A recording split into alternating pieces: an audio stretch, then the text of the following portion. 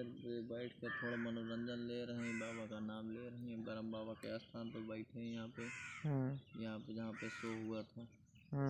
रात भर शो हुआ है, रात भर नाचा हूँ कमर उमर तोड़ कर एकदम। मतलब पूरी रात डांस किए हैं आज? पूरी रात मैंने डांस किया है। अच्छा। और मज़ा आया कि नहीं बहुत ही डांस का? बहुत ही आप लोग का प्यार दुलार मिलकर हमें बहुत ही खुशी हुई कि आप लोग ऐसे सपोर्ट बनाए रखिए और हमारा एक से एक आइडियो जाता रहेगा। आप लोग ज़्यादा से ज़्यादा शेयर और कमेंट लाइक सब्सक्राइब जरूर करेंगे। अच्छा, हमको आशा नहीं पूरा विश्वास है कि आप लोग हमारा नाम जरूर आगे बढ़ाएंगे।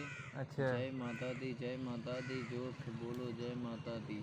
अच्छा, कॉमेडी जो आपका इस समय वायरल चल रहा है कौन सा है इस समय जो फेमस चल रहा है झुल्लू दादा के साथ?